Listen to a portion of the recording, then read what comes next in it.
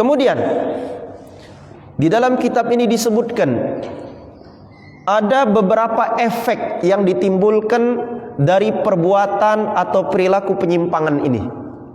Efek pertama, ar-raghbatu 'anil mar'ah. Laki-laki yang sudah terjebak dalam perilaku homoseks ini cenderung akan membenci perempuan, tidak tertarik dengan perempuan. Bahasa kita tidak bernafsu lagi dengan betino, tidak bernafsu lagi dengan perempuan. Min sya'nil liwatati an tasrifar rajula 'anil mar'ah. Bahwasanya di antara aspek atau sebab perbuatan liwat ini akan menjadikan laki-laki itu berpaling, membenci, tidak bernafsu lagi dengan perempuan. Wa qad yablughu bihil amru ila haddil ajzi an mubasyaratiha. Bahkan pada puncaknya, kata penulis kitab ini, laki-laki yang sudah terjebak kepada penyimpangan seksual ini akan memiliki ketidakmampuan untuk menggauli atau mendatangi istrinya. Jadi tidak bernafsu lagi, nak berhubungan badan dengan istrinya tidak mau lagi. Dia lebih condong orientasi seksualnya kepada sesama jenis. Wa bidzalika tata'attalu ahammu wadhifatin min wadhaifiz zawaj. Maka oleh karena itu, fungsi yang utama daripada pernikahan itu menjadi sia-sia. Apa? Wahia ijadun nasli. Fungsi pernikahan itu adalah diantaranya melahirkan keturunan-keturunan. Kalau orang sudah tidak mencintai perempuan lagi, laki-laki tidak bernafsu dengan perempuan lagi, sehingga tidak pernah menggauli istrinya lagi, dan semua orang seperti itu cenderung mendatangi sesama jenis, maka habislah, perlahan demi perlahan akan habis eksistensi manusia ini. Karena tidak akan mungkin melalui perbuatan homoseks itu akan lahir daripada keturunan. Tidak akan mungkin, mustahil. Karena lahirnya keturunan melalui hubungan antara laki-laki dan perempuan. Dan hubungan yang dibenarkan agama itu hubungan badan antara laki-laki dan perempuan yang sudah diikat dalam ikatan pernikahan. Jadi kalau misalkan laki-laki mendatangi laki-laki, perempuan berhubungan dengan perempuan, mohon maaf, ya mana nak jadi anak, ya tak? Mana nak jadi anak? Maka dari sebab yang pertama ini dikhawatirkan, bukan dikhawatirkan, fakta ini, mereka yang sudah terjebak dalam virus LGBT ini, kalau dia laki-laki condong senang kepada laki-laki sehingga dia mengabaikan istrinya di rumah, tidak mau bersenggama berhubungan badan dengan istrinya di rumah. Dan kalau ini terjadi pada banyak orang, terjadi pada suatu negeri penduduknya model itu, khawatir lama-kelamaan akan musnah manusia di tempat itu. Karena tidak akan mungkin dari hubungan sesama jenis ini akan lahir keturunan. Kemudian efek yang kedua, at-ta'thiru fil aqsabi. Perbuatan liwat ini akan berefek pada gangguan saraf. Gangguan saraf pelakunya. Wa inna hadhil 'adata taghzun nafsah. Sesungguhnya kebiasaan penyimpangan seksual seperti ini akan merusak jiwa. Wa tu'athiru fil aqsabi ta'thiran khassah, dan ia berdampak kepada kerusakan gangguan atau kerusakan ataupun bisa disebut gangguan saraf dari sang pelaku tadi. Ahadu nataijihi al-isabatu bil in'ikasi an-nafsi fi khuluqil fardi wa yash'uru fi samimi fuadihi bi annahu ma khuliqa liyakuna rajulan. Salah satu efek yang dahsyat daripada rusaknya saraf pelaku LGBT ini, pelaku homoseksual ini, dia akan berkata di dalam lubuk hatinya, dia merasa di dalam hatinya bahwa dia itu salah diciptakan sebagai seorang laki-laki. Dia merasa Tuhan itu salah menciptakan dia sebagai seorang laki-laki. Ini sudah banyak terjadi. Jadi pelaku-pelaku yang seperti ini berkata, "Oi, semestinya aku tidak dijadikan sebagai laki-laki." Atau kalau dia lesbian, perempuan itu akan mengatakan, "Aku sebenarnya tidak pantas dan tidak layak menjadi seorang perempuan. Harusnya aku jadi laki-laki." Sehingga karena gangguan jiwa, rusaknya saraf ini menyebabkan pemikirannya rusak, menganggap orientasi seksualnya itu harus senang kepada sesama jenis. Maka orang yang sudah rusak sarafnya ini lazimnya, kata para ulama, karena dia berutuk dengan Tuhan, dia protes kepada dirinya maupun kepada Tuhan, mengapa aku jadi laki-laki, mengapa aku menjadi perempuan, sehingga kalau dia laki-laki cenderung akan bersikap sebagai perempuan. Mulai dia agak kemayu kalau berjalan, ngomongnya mulai seperti perempuan, mulai pakai lipstik, mulai bersolek-solek, mutakhannis, berubah menjadi seolah-olah mirip sebagai perempuan. Sedangkan Nabi melaknat orang-orang yang menyerupai perempuan. Ya, dia bersikap demikian karena dia ngerasa aku tak pantas jadi laki-laki. Tuhan salah menciptakan diriku sebagai laki-laki, sehingga dia bersikap sebagai perempuan, cara ngomongnya melok cak betino. Siapa lagi? Kemudian kalau dia berkaca, dia akan berusaha bersolek sebagai perempuan. Nontonlah film Upin dan Ipin tuh, siapa tuh yang ada budak muda itu jadi cak bencong, itulah sama. Itu tidak boleh, film itu merusak sebenarnya, mengedukasi LGBT sebenarnya. Siapa namanya tuh? Abang Soleh ya? Benar ya, Abang Soleh. Abang Saleh. Dinamoi Abang Soleh padahal tidak soleh. Tidak. Jadi tolong anak-anak kita dididik mulai sekarang. Kalau dia laki-laki, ajari bahwa dia punya jati diri sebagai laki-laki. Kalau dia anak perempuan, ajari bahwa dia perempuan. Ini ada orang tua, anaknya lanang, umur 5 tahun, dipakai ke mukena, dipakai ke kerodong, katanya cantik. Tak boleh itu. Akan tercatat di dalam mindset anak laki-laki itu, oh harusnya aku nih jadi perempuan. Dan itu efeknya nanti khawatir sampai besar, berpengaruh dengan orientasi seksualnya juga yang berubah kaget. Na'udzubillah. Jadi ajari anak kita, kalau dia laki-laki, ajari bahwa dia adalah laki-laki, jati dirinya sebagai laki-laki. Kalau dia anak perempuan, tekankan bahwa dia perempuan. Suruh istri kita, tekankan, ajarkan bahwa jati diri anak perempuan itu adalah sebagai perempuan, berlaku sebagai perempuan, cara berbicaralah seperti perempuan pada umumnya. Jangan terbalik, ya. Termasuk hati-hati sekarang pada aplikasi atau gadget kita ini, smartphone kita. Tontonan-tontonan anak di YouTube, tolong itu diawasi. Karena banyak, walaupun yang kita jingok yang ditonton anak itu adalah tontonan kartun, tontonan anak-anak, tetapi terkadang di dalam tontonan itu disisipi daripada kampanye homoseksual ini. Hati-hati. Sehingga kalau tidak kita awasi, anak kita, na'udzubillah, anak tersebut akan tercuci otaknya bahwa dari video itu tergambarkan bahwa orientasi seks itu adalah laki-laki dengan laki-laki, perempuan dengan perempuan. Itu kan keliru. Hal itu dikonsumsi oleh anak kecil sehingga tercatat pada mindset otaknya. Khawatir kalau dia sudah besar, orientasi seksualnya pun berubah. Harusnya kita laki-laki tertarik pada perempuan, dia marah tertarik dengan sesama laki-laki, atau perempuan tertarik sesama perempuan. Dalam bahasa sederhananya tuh pisang galak dengan pisang, itu bahaya itu. Maka hati-hati orang-orang yang mengkampanyekan LGBT, homoseksual, gay, lesbian ini sudah sangat hebat kampanyenya.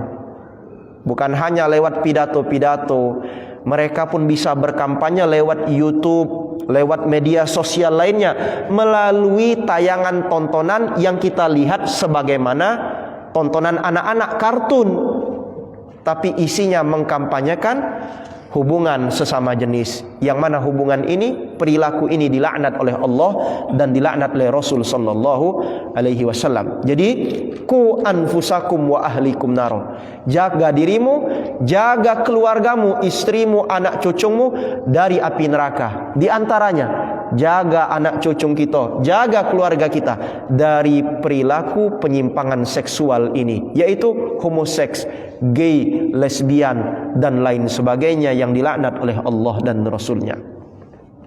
Kemudian efek yang ketiga, at-ta'thiru 'alal mukhi, rusak otak. Rusak otak pelaku LGBT ini. Wal liwatu bijanibi dzalika, perilaku penyimpangan seksual liwat ini di sisi lain yusabbibu ikhtilalan kabiran fi tawazini aqlil mar'i, menyebabkan kehilangan keseimbangan otak seseorang, menyebabkan keseimbangan otak pelakunya itu hilang, jadi tidak normal, rusak otaknya. Wartibakan amma fi tafkirihi, dan juga menyebabkan kekacauan dalam berfikir. Warukudan ghariban fi tasawwuratihi, dan menyebabkan stagnan yang aneh dalam imajinasi. Jadi kalau kita berimajinasi, kecenderungan kita kepada perempuan, dia nak sama-sama laki-laki. Kalau dia ketemu dengan sesama lanang, mulai otaknya ngeres, mikirkan kemaluan, mikirkan ini, mikirkan itu, yang imajinasinya jorok, rusak otaknya. Kita saja sebagai laki-laki yang normal, haram hukumnya berhayal, berimajinasi, mesum kepada orang lain, perempuan lain. Apalagi dalam masalah liwat, yang normal beda boleh, berpikir, berhayal, berhubungan badan dengan wanita lain misalkan, itu tidak boleh. Apalagi dengan sesama jenis, itu lebih dilarang, sangat tidak normal. Dan itu terciri orang yang bersangkutan sudah rusak otaknya. Wabalahatan wadihatan fi aqlihi wa dha'fan syadidan fi iradatihi, dan perbuatan liwat ini berefek menjadikan dungu, buyan bahasa kita, otak tu jadi dungu, jadi buyan. Wa dha'fan syadidan fi iradatihi, dan menyebabkan iradah, kemauan, semangat, keinginannya menjadi lemah. Ini bahaya. Perbuatan ini sangat bahaya karena efeknya pun lari kepada otak yang rusak. Kemudian yang keempat, aswaida, menyebabkan timbulnya penyakit hitam. Wal liwatu imma ayyakuna sababan fi zuhuri maradis suwaida au yaghdu amilan qawiyan ala izharihi wa ba'thihi au bi'thihi. Bahwasanya perbuatan liwat ini menjadi sebab munculnya penyakit hitam, atau menjadi salah satu faktor yang dominan terhadap kemunculan penyakit ini. Di zaman kita sekarang ada istilah penyakit HIV AIDS. Kata para ahli, salah satu sebab munculnya penyakit itu, dan salah satu sebab terjadi penyebaran penyakit itu melalui hubungan sesama jenis. Ketika laki-laki mendatangi laki-laki melalui dubur, itu lubang kan kotor, dia datangi, situlah mulai ada bakteri, virus, jadilah penyakit ini. Dirinya sudah tersebar, terpapar itu virus, dia balik ke rumah, dia datangi juga istrinya, nular dengan istrinya. Kemudian istrinya menyusui, netei anaknya, mohon maaf ya, anaknya nular juga. Binasa rumah tangga itu gara-gara sebab perilaku liwat yang dilakukan oleh suaminya. Maka jauhi, na'udzubillah, jangan sampai kita dan keluarga kita terjebak dalam virus yang menyakitkan ini. Kemudian yang kelima, adamu kifayatil liwat. Perilaku liwat ini menyebabkan pelakunya itu tidak menemukan kecukupan atau kepuasan dalam hubungan seksual. Wal liwatu illatun syadzatun wa tariqatu ghairu kafiyatin. Perbuatan liwat, homoseks ini merupakan penyakit yang sangat aneh dan merupakan jalan yang menyebabkan pelakunya itu merasa tidak cukup dan tidak puas dalam melakukan hubungan seksual. Jadi tidak pernah puas dia. Mengapa demikian?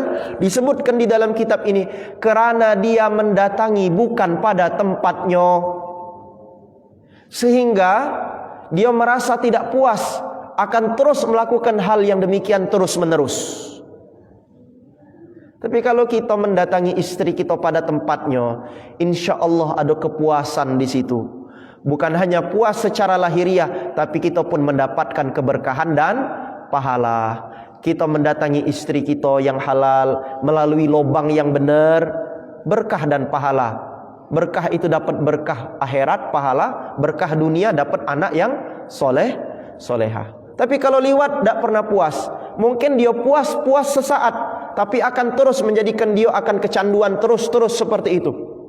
Na'udzubillah. Sehingga balik kepada poin pertama tadi, dia akan berpaling dari perempuan, dia akan berpaling daripada istrinya sendiri. Na'udzubillah, summa na'udzubillah min dzalik. Kemudian poin yang keenam, al-irtikha'u adolatil mustaqimi wa tamazzuquhu. Perbuatan seks yang menyimpang, homoseks ini menyebabkan kendur otot dubur, mohon maaf, dan robeknya dubur. Nah, jadi kan mereka mendatangi lewat dubur. Itu otot dubur jadi kendur, jadi robek, jadi rusak.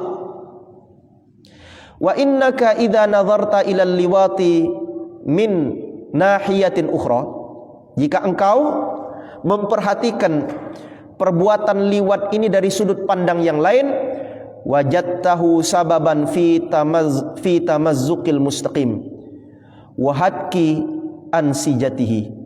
Dan engkau akan mendapati perbuatan ini menjadi sebab rusaknya dubur, area tempat keluarnya kotoran, dan menjadi rusaknya jaringan-jaringan yang ada pada dubur tadi.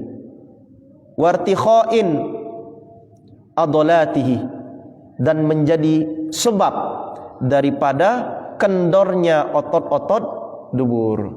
Sehingga pada kitab ini disebutkan, orang yang sudah mengalami ini, area duburnya sudah rusak, otot duburnya sudah kendor, ya tak? Jaringan-jaringan yang ada pada dubur itu sudah hancur, sudah rusak karena liwat, perbuatan homoseks ini. Maka dia tidak bisa untuk menahan jika ada kotoran yang keluar. Tidak bisa dia tahan. Dia kehilangan kemampuan untuk mengendalikan. Jika ada kotoran yang akan keluar, tidak bisa dia kendalikan dan tidak bisa dia tahan. Sehingga keluar, bablas, tanpa bisa dia kendalikan. Dan itu sangat menjijikkan. Na'udzubillah, summa na'udzubillah min dzalik. Jadi perilaku seks menyimpang LGBT seperti ini, diantaranya homoseks, sebenarnya itu menjadikan orang pelakunya itu menzolimi dirinya sendiri. Dimana kalau orang normal, kalau BAB itu normal, nikmat rasanya, bersyukur kita kepada Allah. BAB normal, ya tak? Makanya Nabi ngajarkan doa setelah kita keluar dari toilet. Alhamdulillahilladzi adzaqana ladzatah. Segala puji bagi Allah yang telah mengaruniakan kepada kami kelezatannya.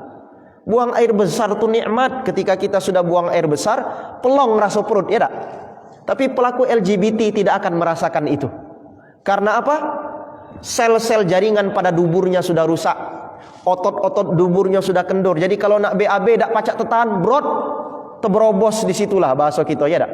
Jorok, na'udzubillah, dan tentu akan banyak bakteri penyakit di situ. Na'udzubillah, summa na'udzubillah min dzalik. Nah, itulah beberapa poin di mana efek daripada liwat itu sangat berbahaya bagi kehidupan akhirat, bagi agama maupun bagi kehidupan dunia orang yang bersangkutan. Semoga Allah menjauhi kita dari perbuatan-perbuatan nista ini, dan menjadikan kita istiqomah pada jalannya yang lurus, dan menjadikan kita istiqomah pada yang halal dan yang diridhoi oleh Allah Subhanahu wa taala. Sebenarnya masih banyak lagi ini, masih ada sekitar 6 poin lagi masalah ini, dan kita belum membahas bagaimana hukuman bagi pelaku liwat ini. InsyaAllah nanti akan kita bahas pada pertemuan berikutnya, InsyaAllah pada tahun depan. Amin. Amin ya rabbal alamin. Benar tahun depan kan 2023. Senin pekan depan sudah tahun depan, ya tak? Sekarang masih 2022. InsyaAllah jika ada sehat dan panjang umur, kita berjumpa pada pertemuan berikutnya dan kita lanjutkan pembahasan ini. Kami akhiri dengan kalimat walhamdulillahi rabbil alamin.